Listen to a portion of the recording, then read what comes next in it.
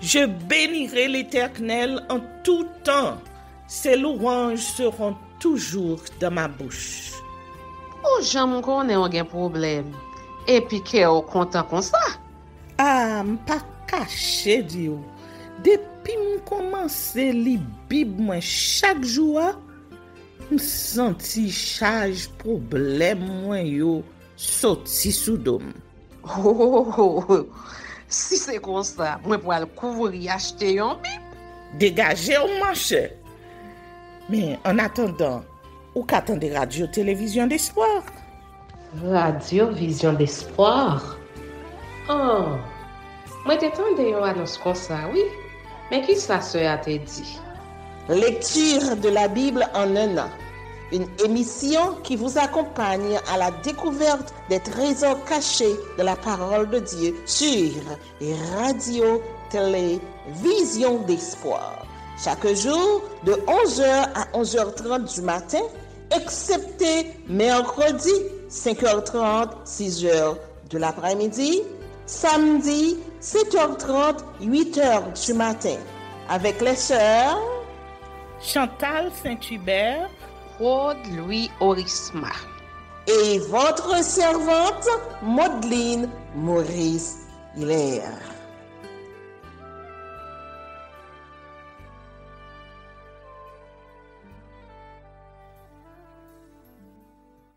Saint-Esprit de Dieu, fais-nous la grâce de jouir de ta présence durant cette lecture qui enseigne, convainc, corrige, instruit et qui sauve. Au nom de Jésus. Amen.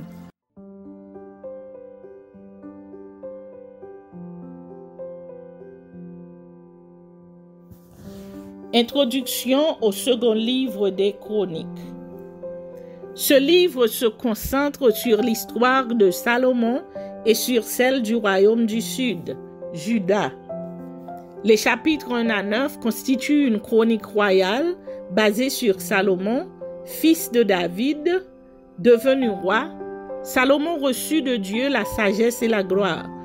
Il s'attela à la construction du temple et l'équipa de tous les ustensiles sacrés. C'est avec une solennité particulière que ce temple fut dédicacé et approuvé par Dieu. Salomon construisit aussi des villes et reçut la visite d'hôtes de marque, notamment de la reine de Saba. Le roi richissime mourut après 40 ans de règne dans la paix.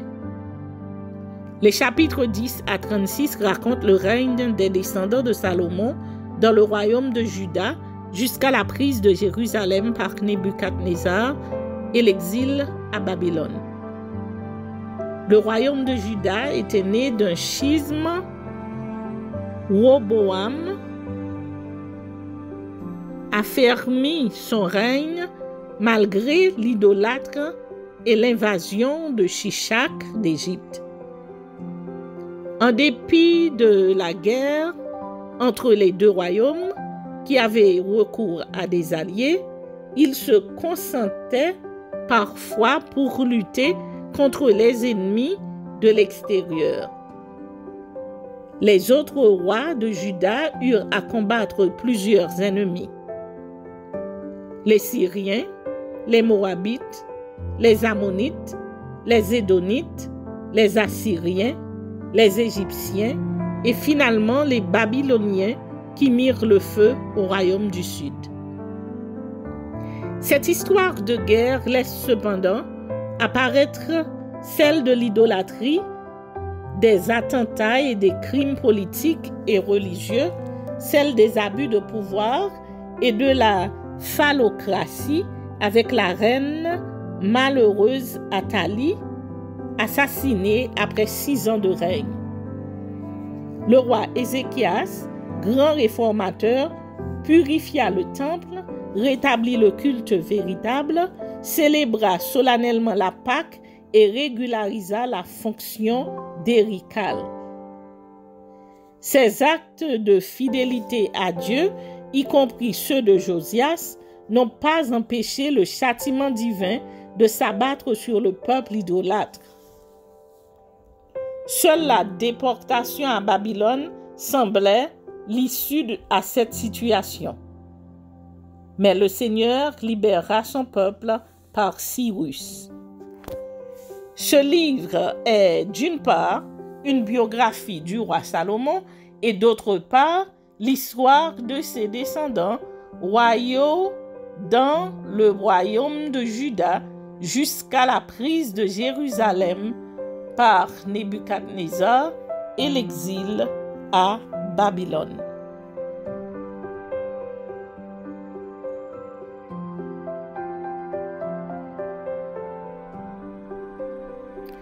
Deux Chroniques, chapitre 1er.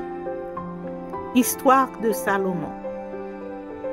Salomon roi, Dieu lui accorde sagesse et gloire. Salomon, fils de David, s'affermit dans son règne. L'Éternel, son Dieu, fut avec lui et l'éleva à un haut degré. Salomon donna des ordres à tout Israël, aux chefs de milliers et de centaines, aux juges, aux princes de tout Israël, aux chefs des maisons paternelles. Salomon se rendit avec toute l'assemblée au haut lieu qui était à Gabaon. Là se trouvait la tente d'assignation de Dieu, faite dans le désert par Moïse, serviteur de l'Éternel. Mais l'arche de Dieu avait été transportée par David de Kirja Jéarim à la place qu'il lui avait préparée, car il avait dressé pour elle une tente à Jérusalem. Là se trouvait aussi, devant le tabernacle de l'Éternel, l'autel d'airain qu'avait fait Bethsalil, fils d'Uri, fils de Hur. Salomon et l'assemblée cherchèrent l'Éternel. Et ce fut là, sur l'autel d'airain, qui était devant la tente d'assignation, que Salomon offrit à l'Éternel 1000 holocaustes. Pendant la nuit, Dieu apparut à Salomon et lui dit: « Demande ce que tu veux que je te donne. » Salomon répondit à Dieu: « Tu as traité David, mon père, avec une grande bienveillance, et tu m'as fait régner à sa place. Maintenant, Éternel Dieu, que ta promesse à David, mon père, s'accomplisse, puisque tu m'as fait régner sur un peuple nombreux, comme la poussière de la terre. Accorde-moi donc de la sagesse et de l'intelligence, afin que je sache me conduire à la tête de ce peuple. Car qui pourrait juger ton peuple, ce peuple si grand? » Dieu dit à Salomon: « Puisque c'est là ce qui est dans ton cœur, puisque tu ne demandes ni des richesses, ni des biens, ni de la gloire, ni la mort de tes ennemis, ni même une longue vie, et que tu demandes pour toi de la sagesse et de l'intelligence, afin de juger mon peuple sur lequel je t'ai fait régner, la sagesse et l'intelligence te sont accordées. Je te donnerai en outre des richesses, des biens et de la gloire, comme n'en a jamais eu aucun roi avant toi, et comme n'en aura aucun après toi. » Salomon revint à Jérusalem après avoir quitté le haut lieu qui était à Gabaon et la tente d'assignation, et il régna sur Israël. Salomon rassembla des chars et de la cavalerie. Il avait 1400 chars et 12 000 cavaliers qu'il plaça dans les villes où il tenait ses chars et à Jérusalem près du roi. Le roi rendit l'argent et l'or aussi commun à Jérusalem que les pierres, et les cèdres aussi communs que les sycomores qui croissent dans la plaine. C'était de l'Égypte que Salomon tirait ses chevaux. Une caravane de marchands du roi allait les chercher par troupes à un prix fixe. On faisait monter et sortir d'Égypte un char pour 600 cycles d'argent et un cheval pour 150 cycles. Ils en amenaient de même avec eux pour tous les rois des Hétiens et pour les rois de Syrie.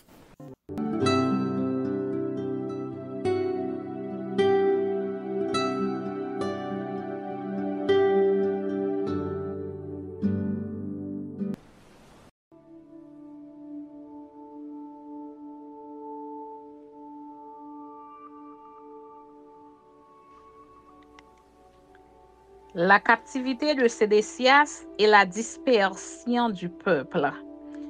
Ézéchiel chapitre 12. La parole de l'Éternel me fut adressée en ces mots.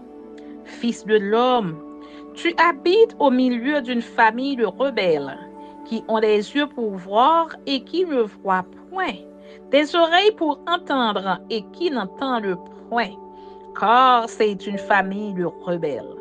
Et toi, fils de l'homme, prépare tes effets de voyage et pars le jour sous leurs yeux. Pars en leur présence du lieu où tu es pour un autre lieu. Peut-être en verront-ils qu'ils sont une famille de rebelles. Sors tes effets comme des effets de voyage, de jour sous leurs yeux. Et toi, pars le soir en leur présence comme porte des exilés. Sous leurs yeux, tu perceras la muraille et tu sortiras tes effets par là. Sous leurs yeux, tu les mettras sur ton épaule. Tu les sortiras pendant l'obscurité. Tu te couvriras le visage et tu ne regarderas pas la terre, car je veux que tu sois un signe pour la maison d'Israël. Je fis ce qui m'avait été ordonné. Je sortis le jour mes effets comme des effets de voyage.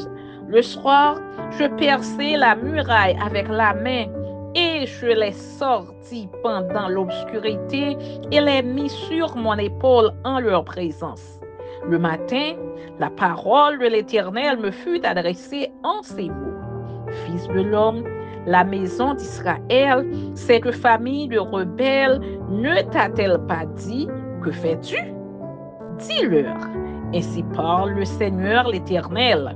Cet oracle concerne le prince qui est à Jérusalem et toute la maison d'Israël qui s'y trouve. Dis, je suis pour vous un signe. Ce que j'ai fait, c'est ce qui leur sera fait. Ils iront en exil, en captivité.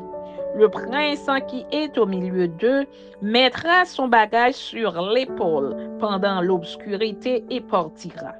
On percera la muraille pour le faire sortir. Il se couvrira le visage. Pour que ses yeux ne regardent pas la terre, j'étendrai mon rai sur lui et il sera pris dans mon filet. Je l'emmènerai à Babylone, dans le pays des Chaldéens. Mais il ne le verra pas et il y mourra. Tous ceux qui l'entourent et lui sont en aide, et toutes ces troupes, je les disperserai à tous les vents, et je tirerai l'épée derrière eux. Et ils sauront que je suis l'Éternel, quand je les répandrai parmi les nations, quand je les disperserai en divers pays. Mais je laisserai d'eux quelques hommes qui échapperont à l'épée, à la famine et à la peste, afin qu'ils racontent toutes leurs abominations parmi les nations où ils iront. Et ils sauront que je suis l'Éternel.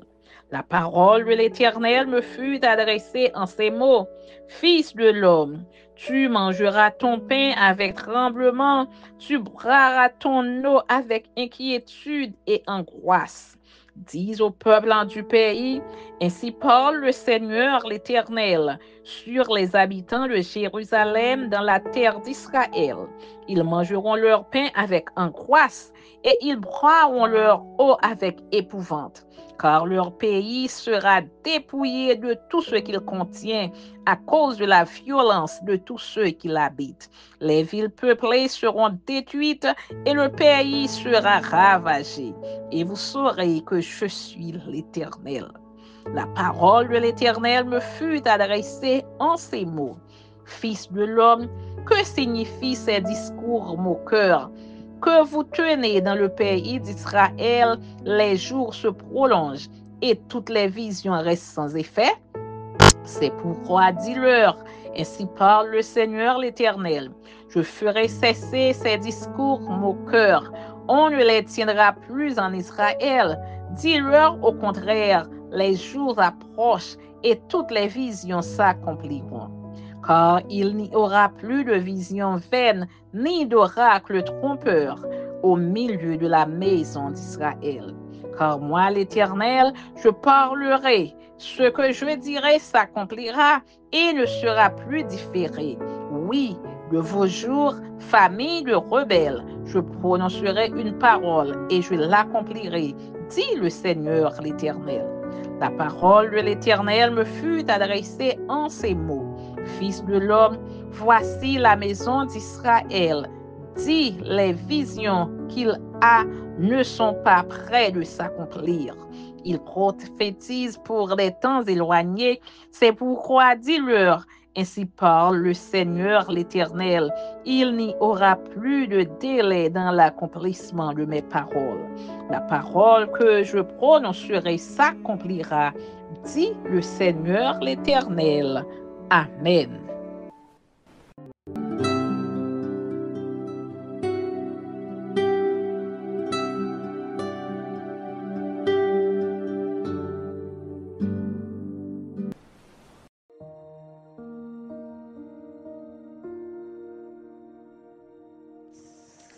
Apocalypse, chapitre 19. Après cela, j'entendis dans le ciel comme une voix forte d'une foule nombreuse qui disait « Alléluia ! Le salut, la gloire et la puissance sont à notre Dieu, parce que ses jugements sont véritables et justes. Car il a jugé la grande prostituée qui corrompait la terre par son impudicité, et il a vengé le sang de ses serviteurs en le redemandant de sa main.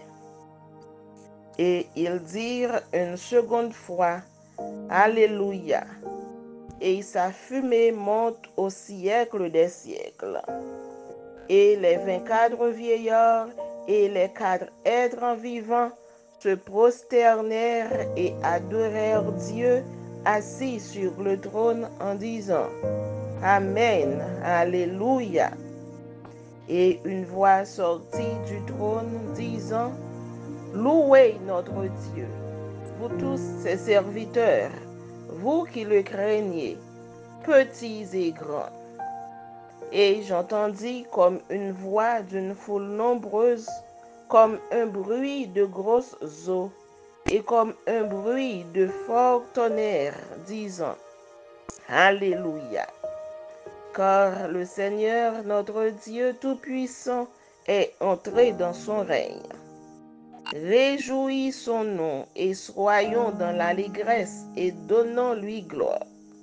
Car les noces de l'agneau sont venues et son épouse s'est préparée, et il lui a été donné de se revêtir d'un fin lin éclatant, pur. Car le fin lin, ce sont les œuvres justes des saints. Et l'ange me dit, écris, heureux ceux qui sont appelés au festin de noces de l'agneau. Et il me dit, ces paroles sont les véritables paroles de Dieu. Et je tombai à ses pieds pour l'adorer. Mais il me dit, Garde-toi de le faire. Je suis ton compagnon de service et celui de tes frères qui ont le témoignage de Jésus. Adore Dieu, car le témoignage de Jésus est l'esprit de la prophétie. Victoire sur la bête et sur le faux prophète. Puis je vis le ciel ouvert, et voici parut un cheval blanc. Celui qui le montait s'appelle Fidèle et Véritable, et il juge et combat avec justice. Ses yeux étaient comme une flamme de feu. Sur sa tête étaient plusieurs diadèmes. Il avait un nom écrit que personne ne connaît si ce n'est lui-même. Et il était revêtu d'un vêtement teint de sang. Son nom est la parole de Dieu. Les armées qui sont dans le ciel le suivaient sur des chevaux blancs, revêtus d'un fin lin, blanc, pur. De sa bouche sortait une épée aiguë pour frapper les nations. Il les pètera avec une verge de fer, et il foulera la cuve du vin de l'ardente colère du Dieu Tout-Puissant. Il avait sur son vêtement et sur sa cuisse un nom écrit, Roi des rois et Seigneur des seigneurs. Et je vis un ange qui se tenait dans le soleil. Et il cria d'une voix forte, disant à tous les oiseaux qui volaient par le milieu du ciel, venez, rassemblez-vous pour le grand festin de Dieu, afin de manger la chair des rois, la chair des chefs militaires, la chair des puissants, la chair des chevaux et de ceux qui les montent, la chair de tous, libres et esclaves, petits et grands. Et je vis la bête et les rois de la terre et leurs armées rassemblés pour faire la guerre à celui qui était assis sur le cheval et à son armée. Et la bête fut prise, et avec elle le faux prophète, qui avait fait devant elle les prodiges par lesquels il avait séduit ceux qui avaient pris la marque de la bête et adoré son image. Ils furent tous les deux jetés vivants dans l'étang ardent de feu et de soufre. Et les autres furent tués par l'épée qui sortait de la bouche de celui qui était assis sur le cheval. Et tous les oiseaux se rassasièrent de leur chair.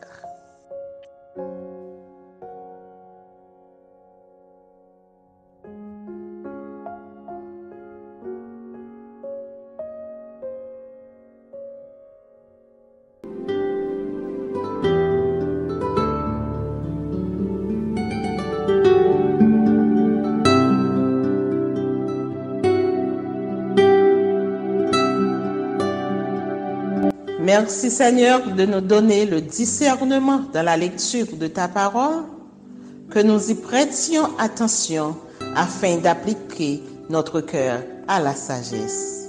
Amen. Que celui qui a des oreilles pour entendre, entende, et que celui qui lit fasse attention.